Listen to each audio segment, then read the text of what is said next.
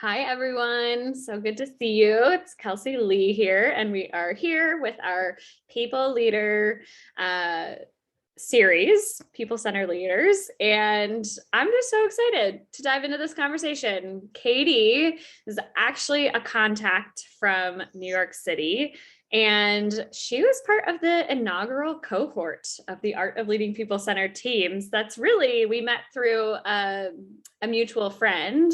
And that's really where our relationship started almost 2 years ago, if you can believe it. Long time. Yeah. Thanks, COVID. Right, truly.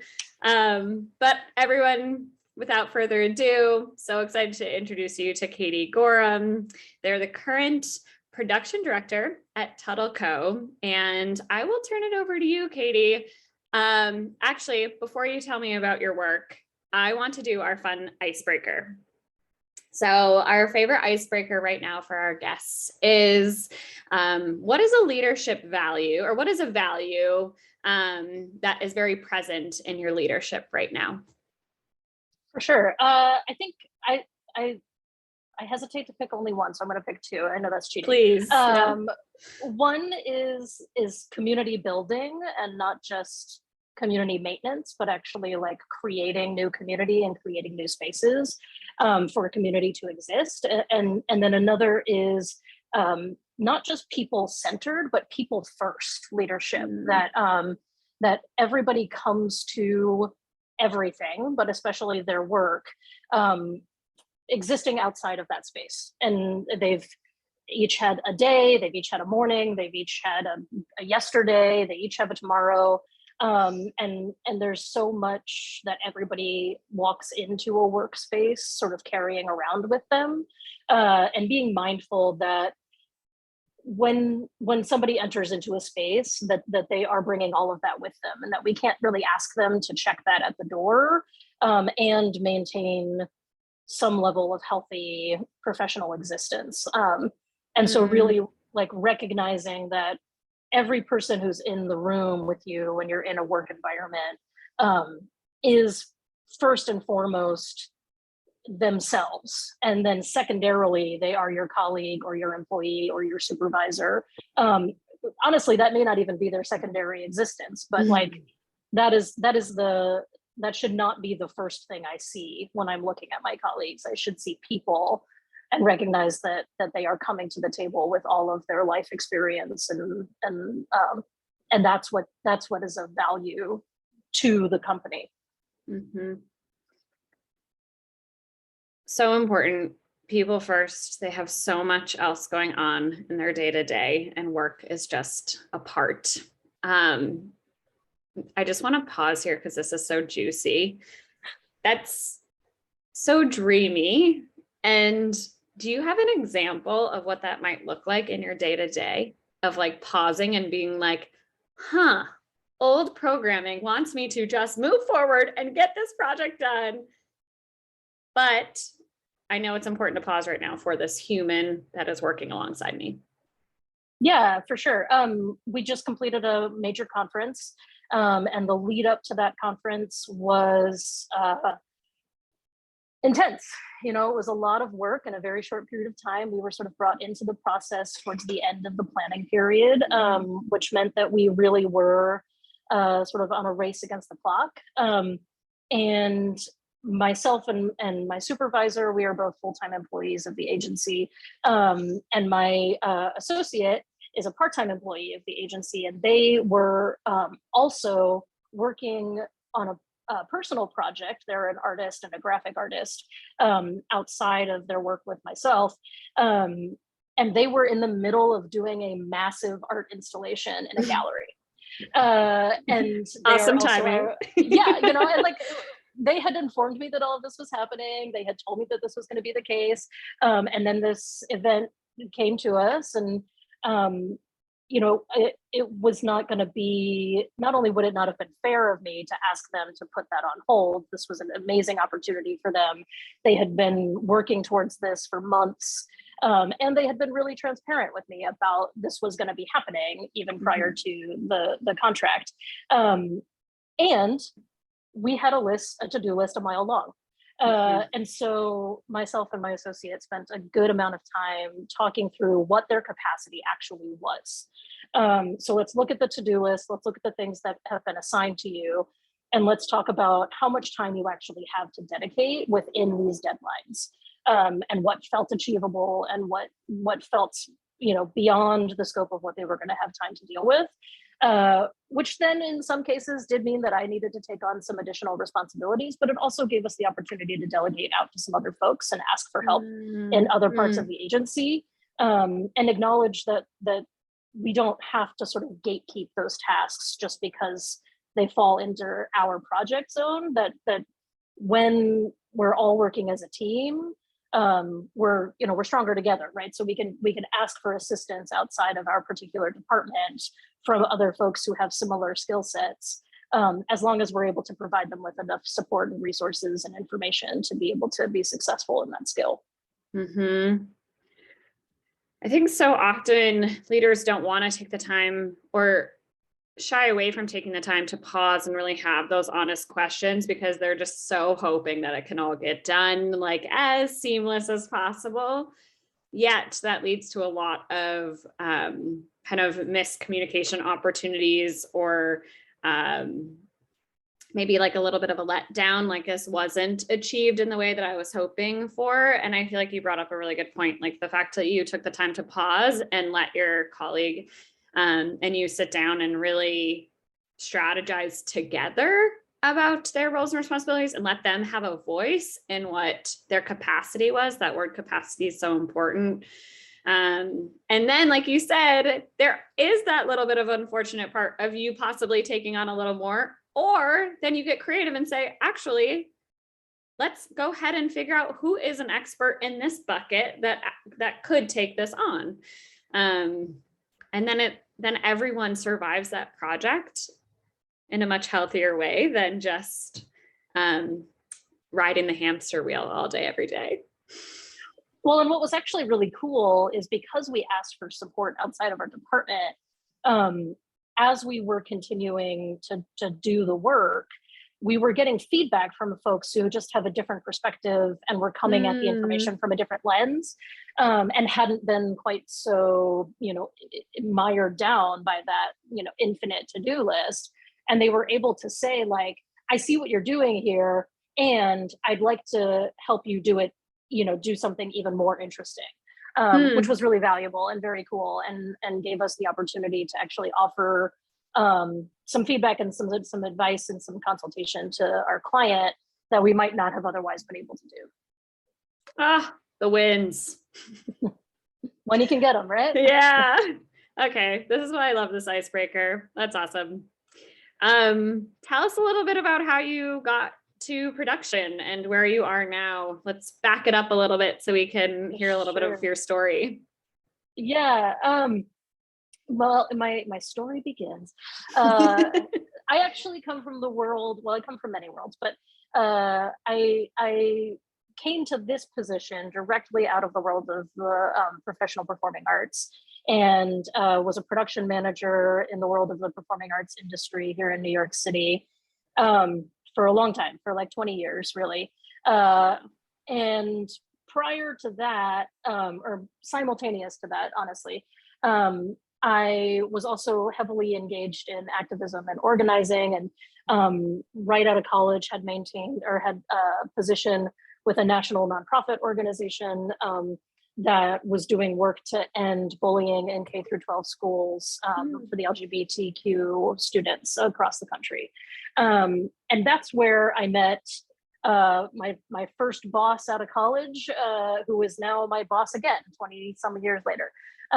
So I was very fortunate to have started my career in the world of activism and organizing at a young age, while also sort of learning the skills and building my networks within the performing arts world. and my work at this national nonprofit was the work that really paid the bills, while my work in the performing arts world, you know, it was during the time where we were all like asked to do things for free just to like build up our resume. So that wasn't paying anybody, but it was helping me build my networks, and it was helping me get some skills and meet some folks and learn some things. So, you know, I took the opportunity to have a full-time job, transitioned into a more full-time, full capacity performing arts world. And then in the wake of COVID, so many of my colleagues in the performing arts world were unable to work and lost jobs. And I was within that group of people who were laid off from our performing arts positions. And I reached out to everybody I had ever known in my entire life and sent them my resume and said, I do a lot of things beyond the world of the performing arts, and I have an extraordinary number of transferable skills, and let me show you how these skills maybe are hard to see, how being a stage manager for, you know, a musical is relevant to, you know, producing a large scale conference. But my supervisor from way back when, right out of college, was like, Katie's smart, she's good at stuff, and I trust her. And so he gave me an opportunity, and almost 2 years later, a year and a half or so later, here we are. So that's how I got here. The work I'm doing now is technically TuttleCo is a digital marketing agency. It's not performing arts at all. But we have a whole department within our agency that produces virtual events, hybrid events, and we've actually started doing full event production since I do have this performing arts background. So we'll actually produce the full in-person event as well as a hybrid or a live streamed component. So yeah, it's been a strange and interesting trip, but here we are. I love that. I can't believe your boss was like from the first job you had out of college. Yeah. And he and I kept in touch, and I had worked with him. He had hired me as a consultant on a handful of occasions over the course of the last, you know, almost 20 years. But, you know, so he was not unaware of the fact that I had additional skills beyond, you know, managing a live performance. So that of course helped, that he knew that I had other transferable skills that would work with what he was trying to build. Right. Yeah. And him seeing this, like all this need then pop up with everyone being virtual, the virtual event translation, and obviously anyone that was working full-time in person was now available to switch over. Yeah. So it's been a funny transition, but and I've learned a lot. I mean, I came into this job, I mean, really having to flex my transferable skills mentality and to think about like, okay, I don't know anything about live broadcast really. And so now in the last, you know, 2 years, I've gotten a crash course in live broadcast. And it's not dissimilar from the work I was doing previously. So I was able to kind of like take my understanding of a live performance and transfer it into a live broadcast. But absolutely, it was really overwhelming at first. Yeah. Starting like a new chapter of the career with big learning curve, different space. And who knows now where like these skills that you're gaining in this chapter of the career, like how that's going to continue evolving over time. It's fun to watch. Who knows where I'll be next. I know. Awesome. Well, thank you for sharing that. It's so fun to hear the backstory, and Tuttle is so lucky to have you just leading this new way of doing events. So, okay, let's dive in a little bit to the people-centered piece. So, or the people first piece. When did you start to realize that that was core to your values as a leader? Yeah, that's a hard question to answer because it's sort of like, it's one of those things that I don't know if it ever wasn't one of my values. I think, Yeah, I mean, I think I've had the opportunity to be a leader in many, many spaces from a very Mm, young age. So I had the opportunity even as early as middle school to be in leadership roles. Now, mm. as much of a leadership role as a 12-year-old can be in, but Hey, it um, counts. yeah, but leading my peers and being given responsibility and agency and some level of independence Yep. for sure was was a part of my education, really, Mm, and all the way up through high school. And I participated in student government, and we did a lot of like lobbying at the state house, and that kind of sort of leadership opportunities were really a part of my upbringing. mhm. And I feel very fortunate for that. I think it's the idea of when did the idea of people first or people centered become a part of my value system is less about when did it become a part of my value system, but when did I realize that it wasn't a part of everyone's value system. Oh, And I think that was really certainly as an adult, and in career spaces where I was maybe leading a portion of a company that was integral to the operations of a company, but undervalued to a degree that was embarrassing, mm, and hurtful. mhm. A few years out of college, I worked as a shop manager for an event lighting company. And I was managing a team of probably like 20 or so shop employees who used to prep all of the equipment that would go out to these event spaces. They would clean the equipment, they would test the equipment, they would pack it all, they would put it on a truck, they'd drive the truck out there, they'd deliver it, and then they'd pick it up in the middle of the night and bring it back and unload it and test it and make sure it was all still operational and repair things. I mean, these employees of mine had skill sets beyond skill sets that could have been found in the administrative offices, but they were not only being grossly underpaid but like painfully overworked and highly undervalued.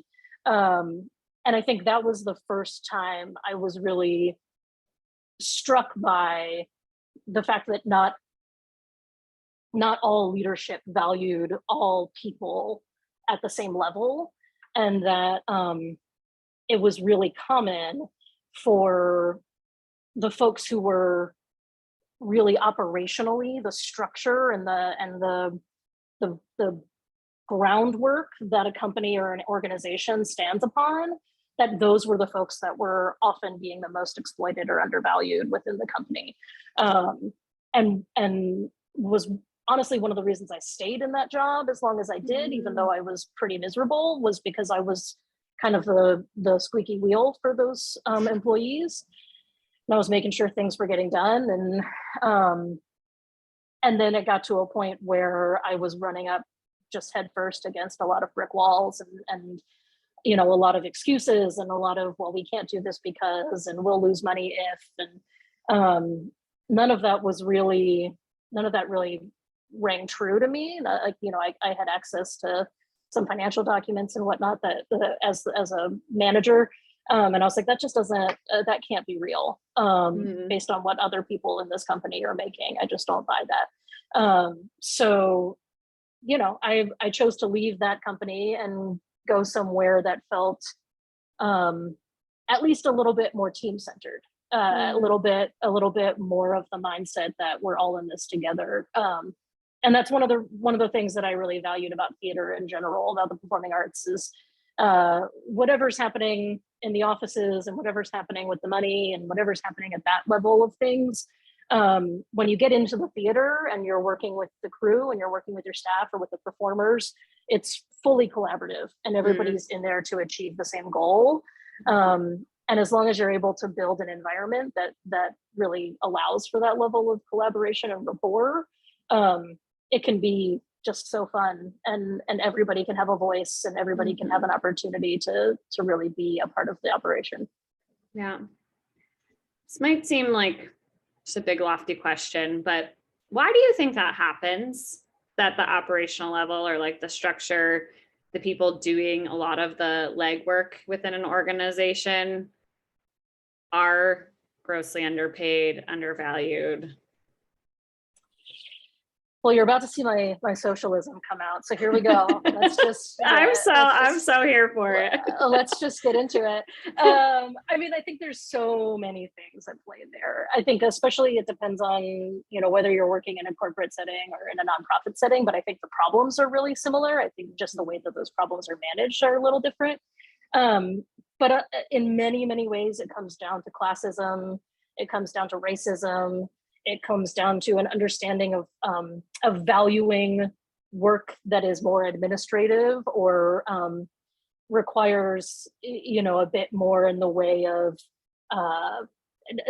for lack of a better word, sort of like client management or, you know, a bit that work that's happening around contracts and negotiations and think tanking and brainstorming, that we value that work over people who are actually actively working with their hands, or, you know, with whatever resources are available to them that really are the mechanics of the work, the mechanics of the programming, the mechanics of, you know, whatever that work is, whether it's in a programmatic space or it's, you know, coding for a program, a computer program. It's we value the thinkers over the doers, and that I think is part of our capitalistic economy, that we are more inclined to. We associate the thinkers with education. We associate education with value. We associate value with money. We associate money with salary, and all of it trickles down. Whereas, you know, somebody who works with their hands, or, you know, is sort of operating at that sort of ground level operational place.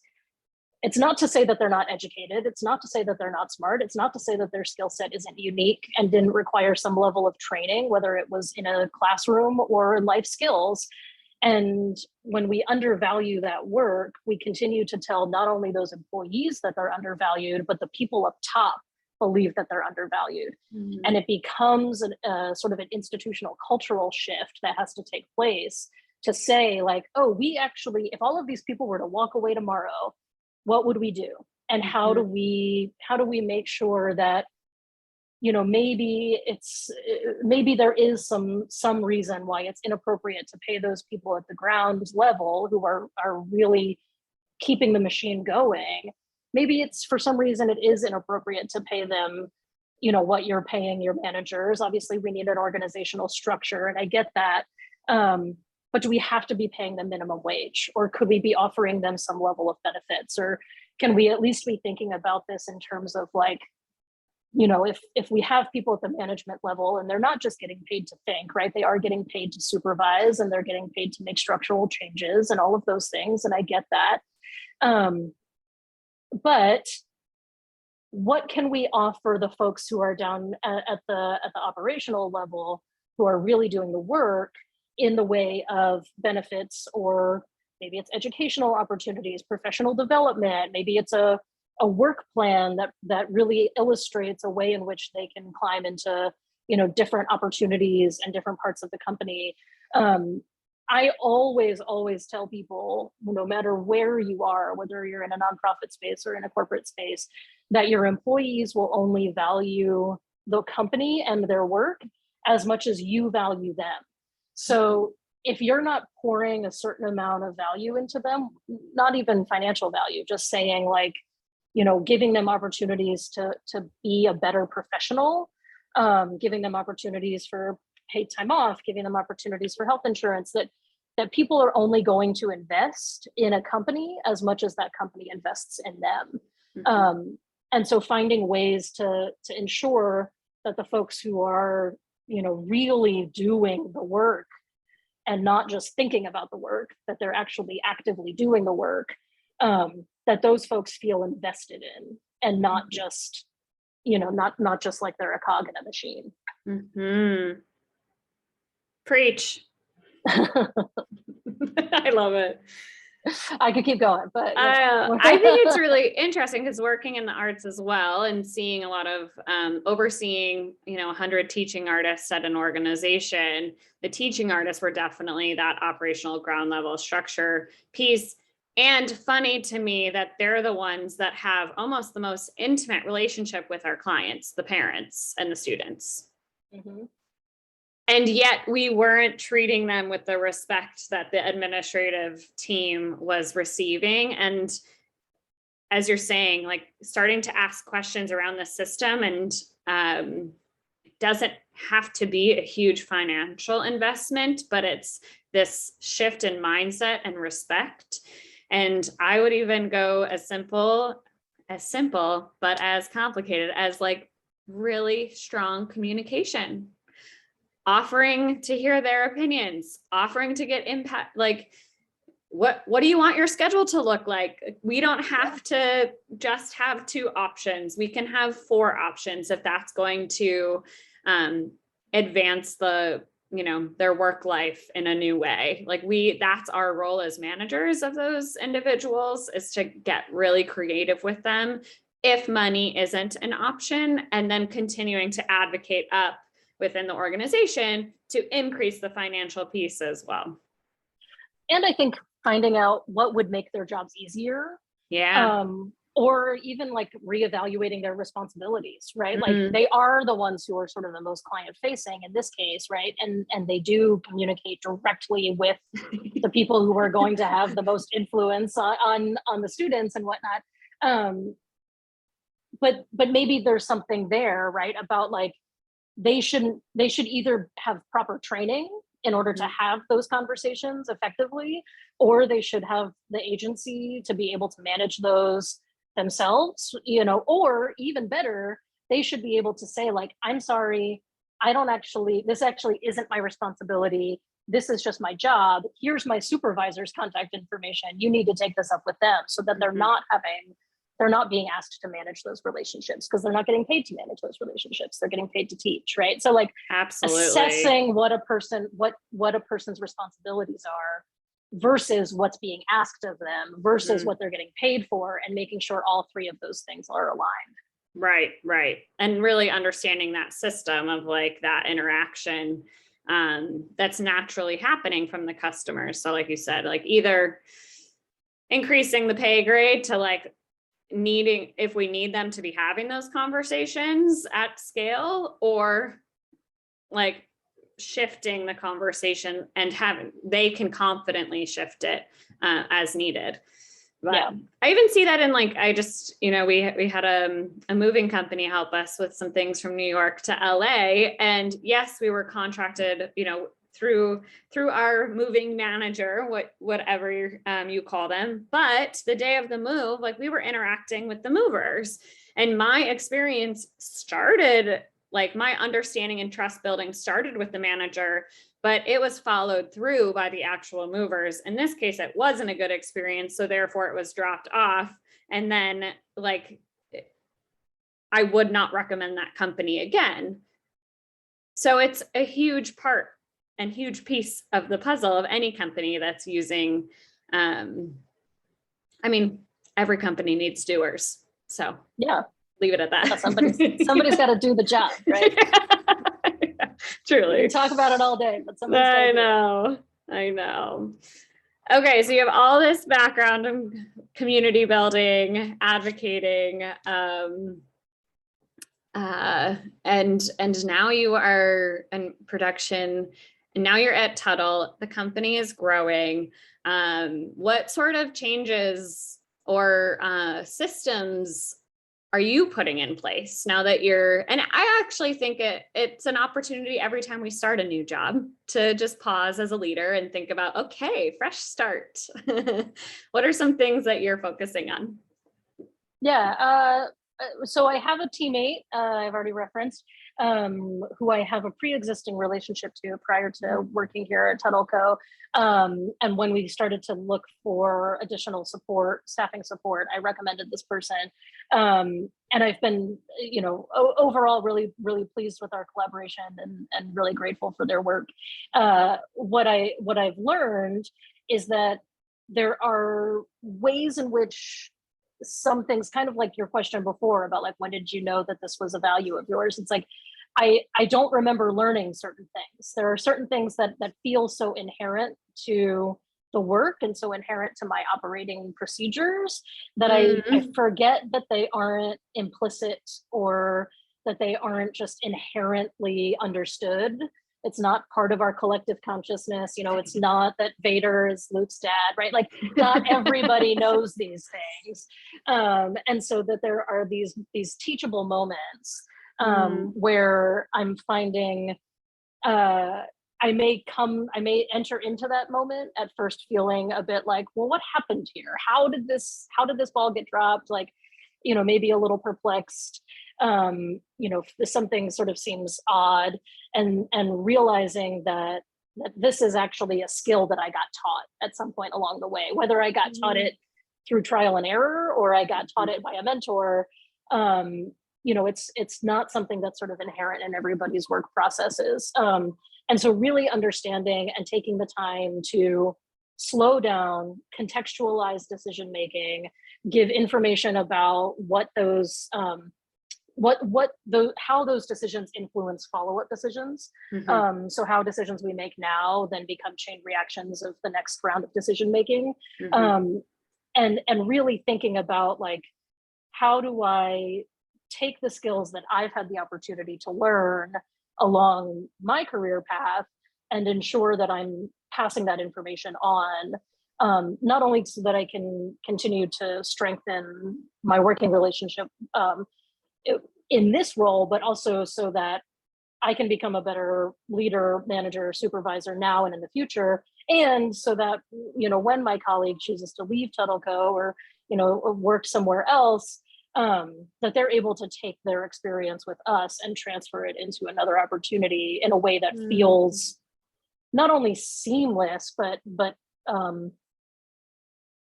natural, you know, feels organic. Feels like they've stepped from one, you know, from one lily pad to another on their way across, and it all feels exactly how it's supposed to feel. And there aren't these like tension rubbing points as they're entering into a new opportunity. I really appreciate you understanding your operating principles and just knowing that those things have actually been collected, like the things that we're really, really good at are skills for a reason. And then we've like continued to hone them over 20 plus years in our careers.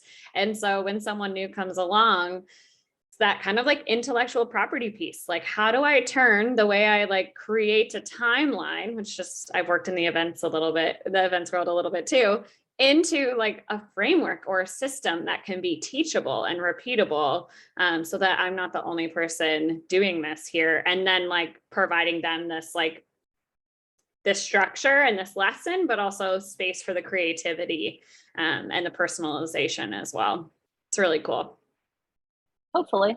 Let us know how it goes. Yeah, I'll keep you posted. Yeah. Okay, we're gonna wrap up with some quick fire questions, and this has been so lovely. So thank you for spending this time with us. Yeah, happy to be here. Always happy to chat with you, Kelsey, and talk about leadership principles.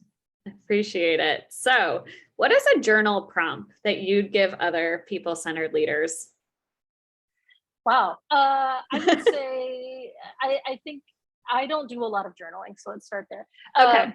But what I would ask somebody else to journal would be like, what's one time you felt very strong in who was leading you?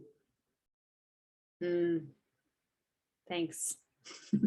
I'll work on that one later. How do you like to celebrate your team? Oh, well, when I used to work in person, it was with treats, cookies, candy, ice cream, something that, you know, that got your blood sugar up. Now that I work fully remote, it's just with gratitude, constant gratitude, acknowledgement of work, you know, constantly saying thank you and how much I appreciate their work, calling out, you know, awesome things that they're doing, making sure that the team, the whole company knows when they're doing something really impressive. Awesome. I love that. What would you tell a former version of you? So many things. I think I would say it doesn't have to feel like this. Can you tell me a little more? Sure. So curious. I know this is Yeah. against the rapid fire rules, but I know. now I I'm was like, curious. rapid fire. No, I worked in so many companies and organizations in my time that where I felt overlooked, undervalued, underpaid, underappreciated, all of the things. And where my supervisors were often, you know, either unkind or overstressed and unable to respond to my needs. And yeah, just reminding myself or letting myself know that like I have more agency over that experience than I thought I did. So powerful. How do you stay inspired as a leader? I mean, how I stay inspired, period, by the people in my life. The people in my life are the most inspiring part of my existence. And they're all out there living their dreams and doing what they do and being awesome at it. And even the ones who maybe haven't met their goals are still pursuing them. And I think there's so much value in that. And yeah, that reminds me every day that we're all capable of achievement. Yeah. And that just brings me back to the first question around your value of community building and not just community responding. But I love when you do your Instagram or social posts about what your network is up to. And I'm just like, dang, like clicking on every link. I'm like, I wish I was in New York to go to these shows. They look so awesome. I've got cool people doing cool stuff. It's you pretty really, cool. really do. Absolutely. Where can we find you? How can we stay in touch? Sure. I technically am on all of the social channels, but I'm most active probably on LinkedIn. You can just search my name, Katie Gorum. I do have an Instagram and a Facebook, but I spend very little time or energy doing that. So I wouldn't even bother, quite honestly, but you're welcome to. And can you tell us a little like snippet about what you're sharing on LinkedIn recently? Just because I've been so impressed by your content. Sure. Yeah. Most recently, I've been commenting on the conference that I've mentioned a few times that we just completed in Seattle, really kind of breaking down our process and helping folks on LinkedIn understand not just how we make decisions, but why we make decisions, and then providing a little bit of feedback as to like ways in which those decisions were successful and ways in which they could have maybe been improved upon. Yeah. Anyone in the event world, you're just a like treasure trove of facts and just recent experience and learnings. So I appreciate you sharing all of that. Come check it out. Yeah. All right, Katie, this has been awesome. Thank you for your time, and we will be in touch. Yeah, thank you, Kelsey. Always a pleasure. Okay.